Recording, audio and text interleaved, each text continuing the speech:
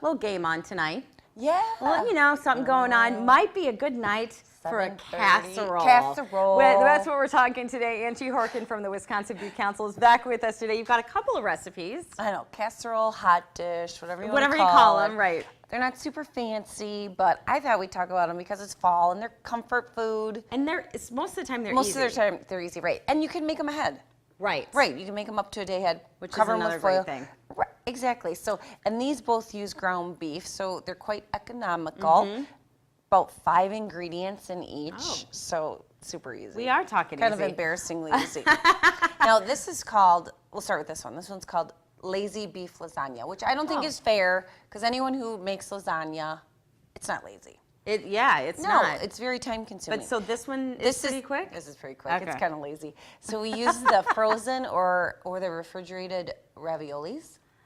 Cheese-filled nice. ravioli. Okay. And so that's going to be layered in instead of the noodles and instead of the ricotta cheese or the so that cottage is cheese easy. mixture. Yeah. Oh, I so like you use this half lazy. of the bag of the raviolis on the bottom, and if you buy the frozen, which I did, keep them frozen. That's fine. Pull them right out of the freezer, put them in. And then I have 1.5 pounds of ground beef that I browned up with a little garlic and then added just a jar of marinara. Oh, okay. Or pasta sauce. Okay.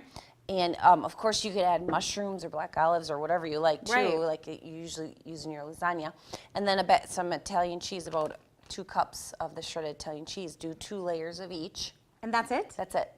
So it's kind of like a ravioli bake, but we call it a No lazy beef kidding. lasagna. Okay. Right, and then cover with foil, bake 350-degree oven for 20 minutes, then uncover.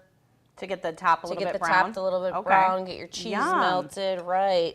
And so you got a nice, easy lasagna. And That's a piece of cake. Okay. not as many dirty dishes to clean up when you're done. Right. And then this other one over here. This other one, this is called a Sloppy Joe beef bake. Okay. So we started with 1.5 pounds of lean ground beef, brown that, and then 1 large onion. Okay. And then we added 2 cans of just a Like manwich? manwich or jarred Sloppy Joe. Okay.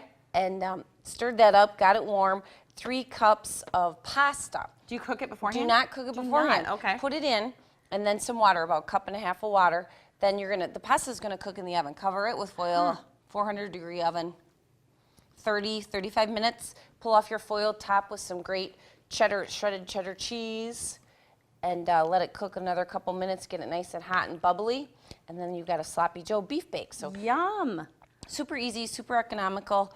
Lean ground beef, Less very dishes. nutritious, a lot high in protein, and not very many Now, dishes. one other easy tip, you talked about this maybe a year ago or something, and I do this now almost every time I make ground beef, and I noticed that you have it over there. So tell me, talk about what you do. Right, we have a new infographic on the website on thawing.